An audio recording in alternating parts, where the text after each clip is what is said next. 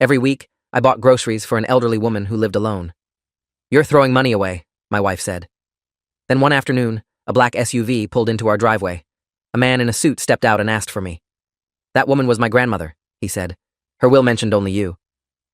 The black Escalade pulled into my driveway at 3:47 p.m. on a Wednesday afternoon in late September, its tinted windows reflecting the autumn sun like dark mirrors. I was in my garage organizing tools, trying to keep busy since I'd taken the afternoon off work, when I heard the engine's low purr cut through the quiet suburban stillness. My wife Angela was supposed to be at her sister's house in Portland, wouldn't be back until evening. I stepped out onto the driveway as the driver's door opened and a man emerged, mid-30s, charcoal suit that probably cost more than my monthly mortgage payment, shoes polished to a mirror shine. He looked at me with an expression I couldn't quite read, something between grief and calculation. "Are you Michael Brennan?"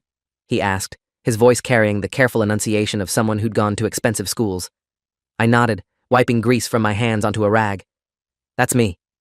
He extended his hand for a shake, his grip firm and professional. "My name is Jonathan Hartley. I'm the executor of my grandmother's estate. Evelyn Hartley passed away 6 days ago." The world tilted slightly. Mrs. Hartley was dead. I'd just seen her on Sunday, had brought her the usual groceries, had sat with her for tea while she told me stories about her late husband who'd fought in Korea. I'd been buying groceries for Mrs. Hartley every Sunday for the past 2 years, ever since I'd found her struggling with bags outside the Safeway on Coleman Street. She was 83 then, frail but stubborn, refusing help until her bag had torn and oranges rolled across the parking lot. I'd helped her gather them, loaded her groceries into her ancient Buick, and she'd looked at me with those sharp blue eyes and said, "You're a kind man. I don't meet many kind men anymore." The next Sunday, I saw her again at the same store, and I offered to help carry her bags. She lived alone in a small house 3 blocks from the grocery store, a neat craftsman with a garden she could no longer maintain. Her husband had died 15 years earlier, her only son had passed from cancer a decade ago, and her grandchildren, she said with a sad smile, were too busy with their important lives to visit an old woman in Seattle. So I started making it a routine. Every Sunday morning, I'd do my own shopping, and then pick up the items on the list she'd given me the week before. Milk, bread, cat food for the tabby she'd named Churchill, the specific brand of tea she preferred, the crossword puzzle books she loved. I'd bring everything to her house, help her put it away, and usually end up staying for an hour or two, drinking tea and listening to her stories. Angela had been supportive at first. "That's sweet," she'd said when I told her about Mrs. Hartley. "It's good to help people." But as the weeks turned into months, her tone changed. She started commenting about the time I spent there, the money I was spending on someone else's groceries. "You know we're trying to save for the new kitchen," she'd say. "Every little bit counts." I'd point out that I was spending maybe $50 a week, that Mrs. Hartley was on a fixed income and struggled to afford groceries, that it was the decent thing to do. Angela would sigh and let it drop, but her disapproval hung in the air like smoke. By the second year, she was openly hostile about it. "You're throwing money away," she'd said just last month. "That woman probably has family who should be taking care of her. Why is it your responsibility?" I tried to explain that Mrs. Hartley didn't have anyone, that her grandchildren never visited, that she was alone in the world. Angela had just rolled her eyes and gone back to scrolling through her phone, and I'd felt a familiar distance open between us, the same distance that had been growing for the past 3 years of our 5-year marriage. Now Jonathan Hartley was standing in my driveway telling me his grandmother was dead, and something about the way he was looking at me made my stomach clench with an anxiety I couldn't name yet. "I'm so sorry for your loss," I managed. "Mrs. Hartley was a wonderful woman. I didn't know she'd passed." Jonathan nodded, his expression softening slightly. "The funeral was 3 days ago. Small service, family only. My grandmother specifically requested that in her will." He paused, and I saw him weighing his next words carefully. "Mr. Brennan, my grandmother's will is quite specific on several matters. She left detailed instructions, and one of those instructions concerns you. Would you mind if we spoke inside? This is a conversation that requires some privacy." I led him into my living room, offered him coffee that he declined, and we sat facing each other across my coffee table, while my mind raced with possibilities. Why would Mrs. Hartley's will mention me? Had she left me something as a thank you for the groceries? Maybe a small memento, one of the books she'd loved, something sentimental? Jonathan pulled a leather portfolio from his briefcase and extracted several documents. "My grandmother updated her will 8 months ago," he said. "She was very clear about her wishes, had them reviewed by 3 separate attorneys to ensure there could be no challenge to her mental capacity or the validity of her decisions." He slid a document across the table, and I saw it was a copy of a will, multiple pages, dense legal language that made my eyes glaze over. "I'll summarize the relevant portions," Jonathan continued. "My grandmother's estate is valued at approximately $4.2 million. This includes her house, which is worth about $800,000, various investments and savings accounts, and a life insurance policy." I felt the number hit me like a physical blow. $4.2 million. I'd known Mrs. Hartley lived modestly, but I'd assumed she was struggling financially like so many elderly people on fixed incomes. It had never occurred to me that she might be wealthy. Jonathan's expression had shifted, and now I could read it clearly. Suspicion, mixed with barely concealed anger. "Of that $4.2 million, he said, his voice tight. "My grandmother left $1.5 million to you, Michael Brennan. The house and all its contents, plus half of her investment portfolio." The room spun. I couldn't have heard that right. "What?" "My grandmother left you $1.5 million, Jonathan repeated, each word clipped and precise. "She left detailed notes explaining her reasoning. She wrote that you were the only person in the final years of her life who showed her genuine kindness without expectation of reward. That you cared for her when her own family couldn't be bothered to visit." The accusation in his tone was unmistakable now. I saw where this was heading, and my chest tightened with the unfairness of it. "I didn't know about any of this," I said. "I helped your grandmother because she needed help, not because I expected anything in return." Jonathan's laugh was bitter. "That's what you say now, but you spent 2 years cultivating a relationship with a wealthy, isolated elderly woman. You were at her house every week. Clearly you knew exactly what you were doing." Anger flared hot in my chest. "Your grandmother told me you never visited. She said her grandchildren were too busy with their important lives. Where were you when she needed groceries? When she was lonely? When she fell in her bathroom last winter and couldn't get up for 6 hours until I came by to check on her?" Jonathan's face flushed red.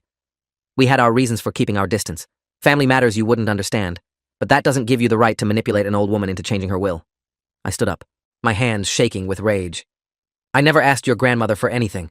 I never even knew she had money. I'm not accepting this inheritance. Give it to her family where it belongs." Jonathan stood as well, his jaw tight. "Unfortunately, it's not that simple. The will is ironclad. My grandmother included provisions specifically preventing the money from reverting to the family if you refuse it. If you decline, the entire $1.5 million goes to various charities.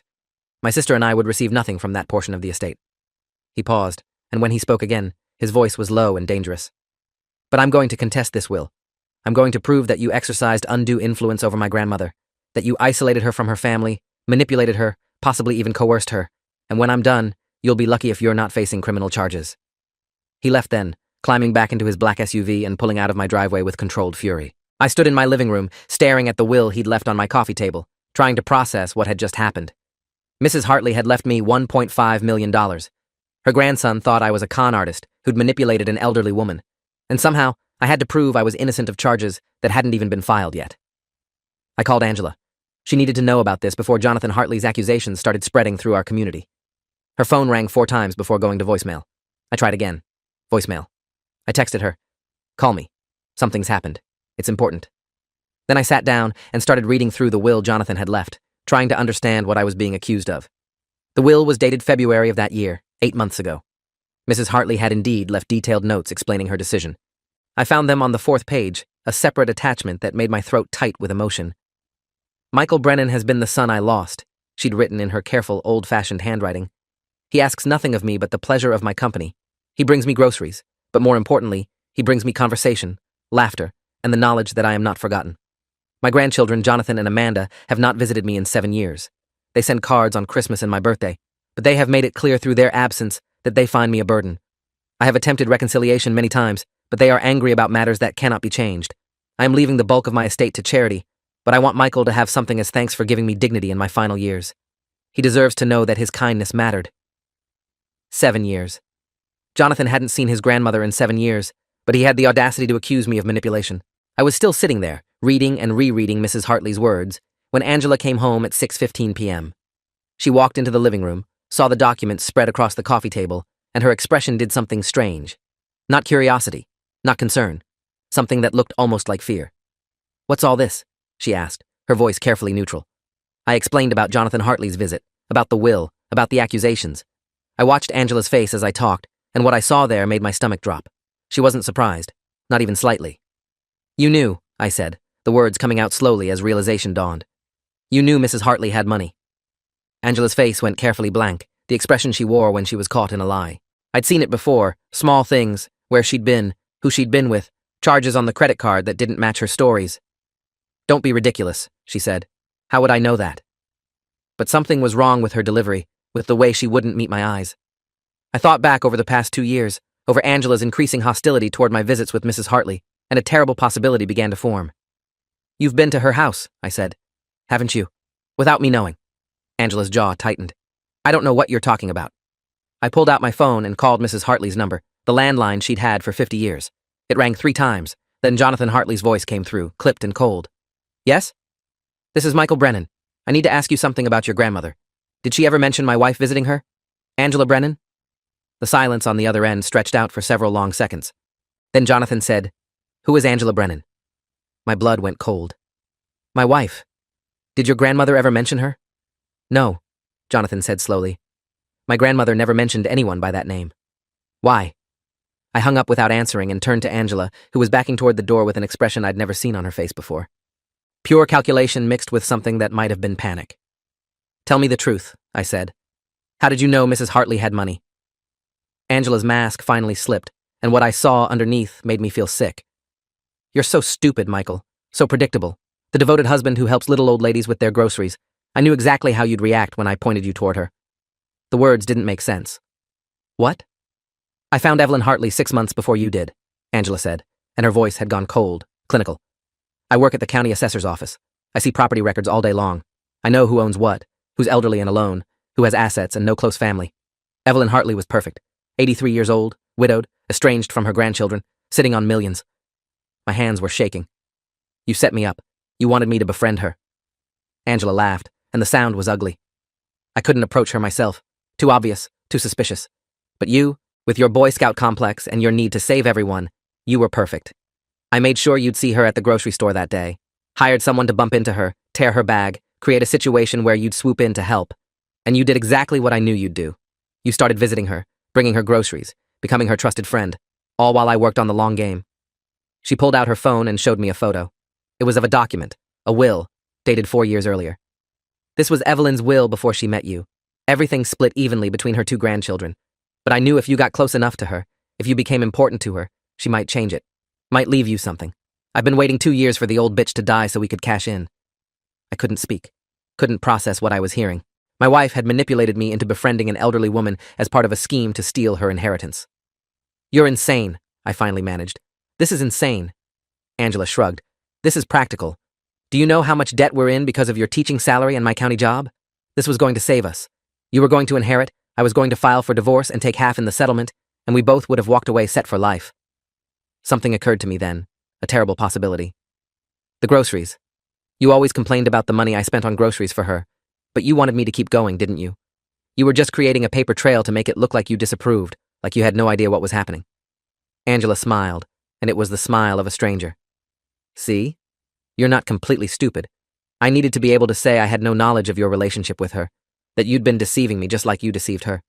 When you inherited, I'd file for divorce, claim you'd been unfaithful with your time and resources, take my half, and disappear.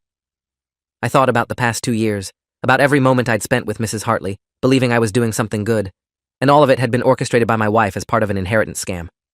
There's one problem with your plan, I said, my voice shaking with rage. I'm not taking the inheritance.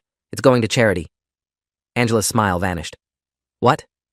I told Jonathan Hartley I don't want it. According to the will, if I refuse it, the money goes to charity. You get nothing. For a moment, I thought Angela might hit me. Her face went purple with fury, and she took a step forward, hands clenched into fists. Then she seemed to regain control, and the calculating expression returned. You're going to accept that inheritance, she said. Because if you don't, I'll make sure everyone knows you manipulated Evelyn Hartley. I'll testify that you told me you were befriending her for her money. I'll ruin you. I stared at my wife, this woman I'd been married to for 5 years, and realized I'd never actually known her at all. Get out, I said. Get out of my house. Angela grabbed her purse and headed for the door, but she paused on the threshold. You have 24 hours to decide, Michael. Accept the inheritance and give me my half, or I burn your life down.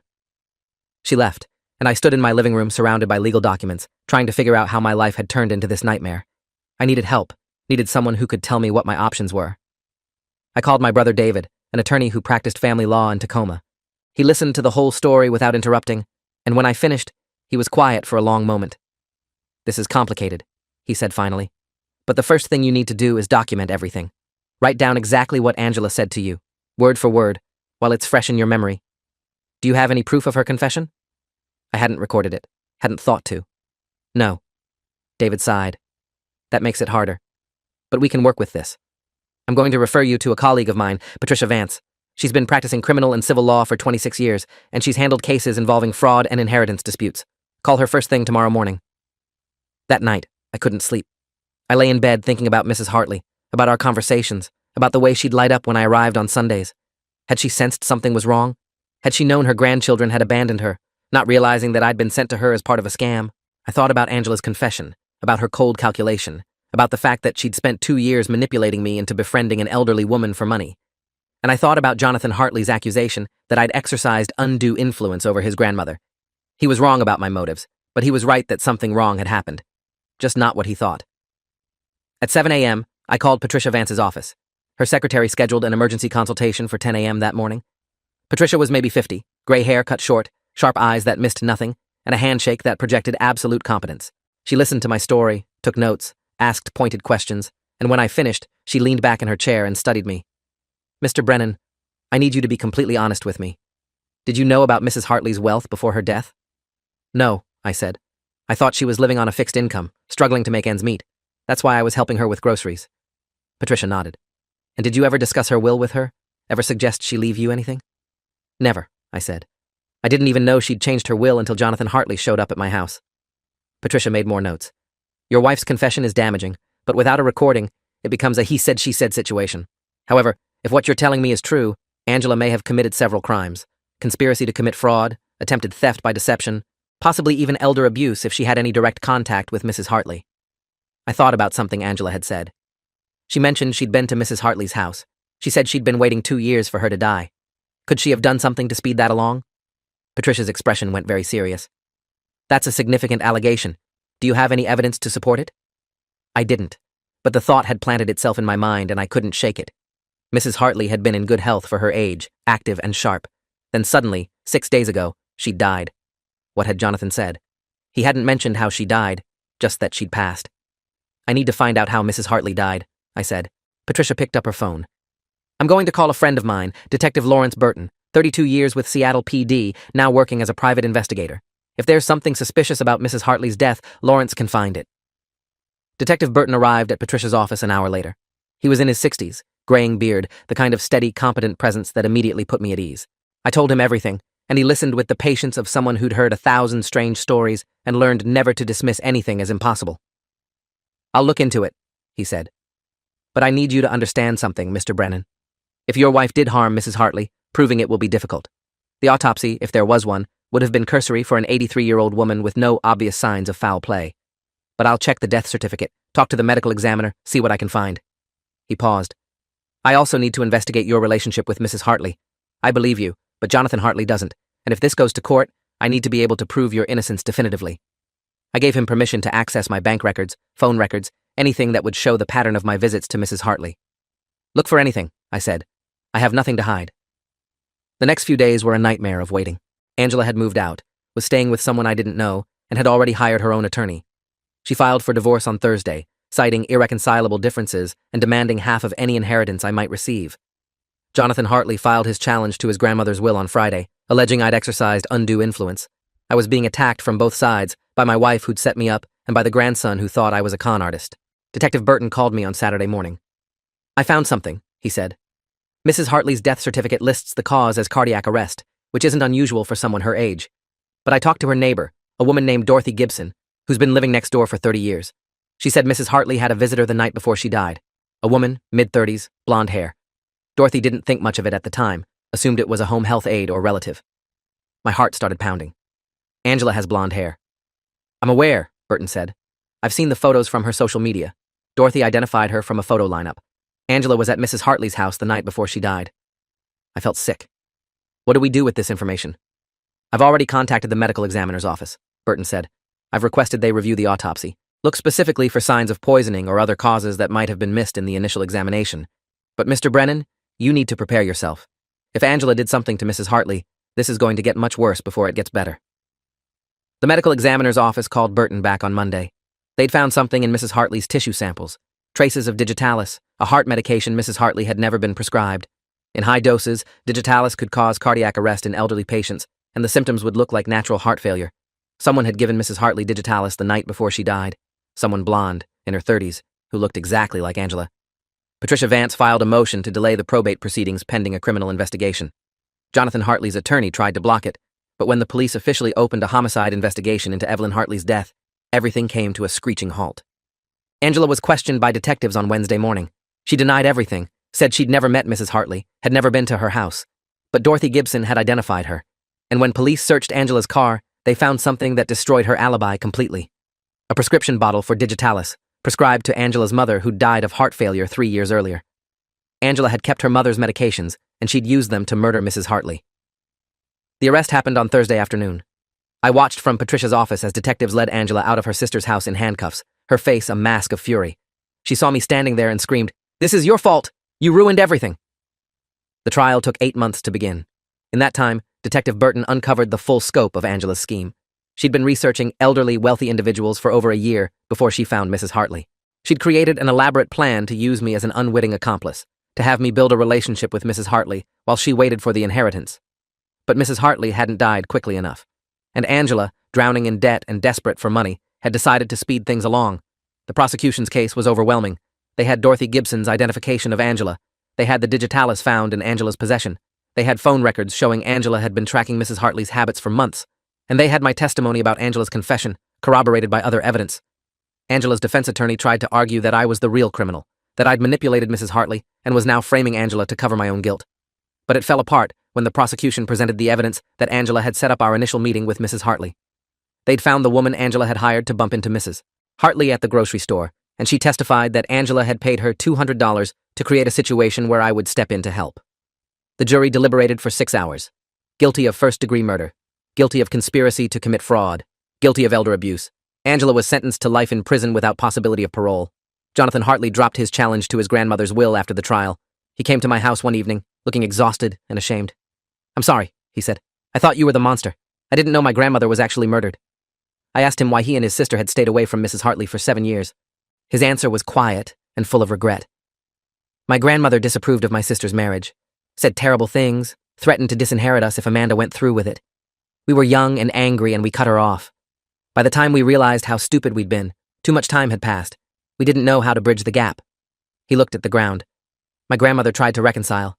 She sent letters, called, sent gifts on our birthdays. We ignored all of it. And now she's dead. And the last 7 years of her life are just gone. We can never get them back."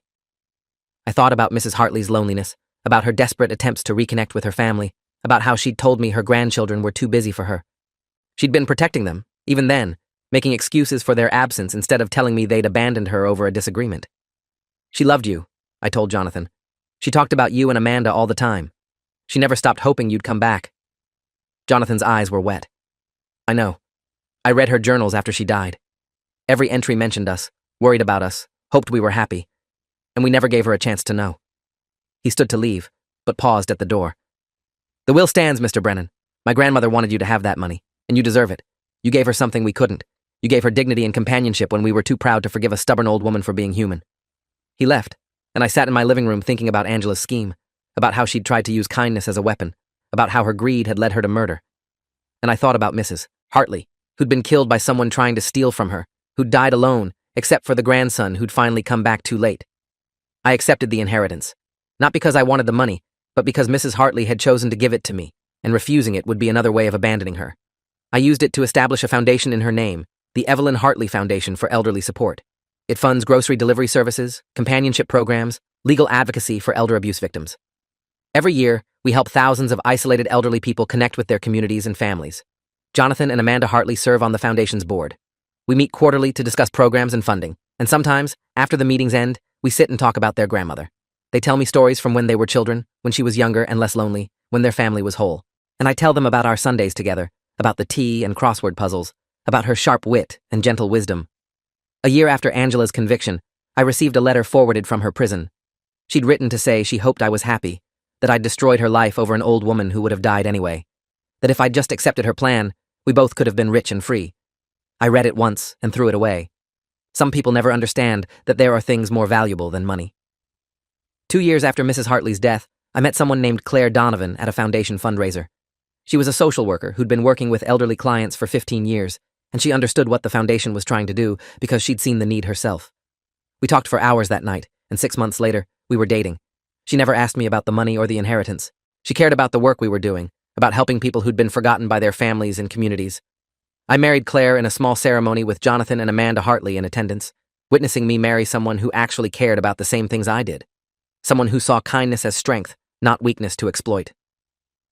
3 years after Mrs. Hartley's death, the foundation had helped over 15,000 elderly people. We'd prevented 12 cases of financial elder abuse, reunited 38 families who'd been estranged, and provided over 1 million hours of companionship services to isolated seniors. I thought about this sometimes, about how Angela's greed had led to something good, about how Mrs. Hartley's death had created a legacy that would help thousands of people she'd never met. Every Sunday, I still buy groceries, not for one person, but for whichever elderly client our foundation identifies as needing help that week.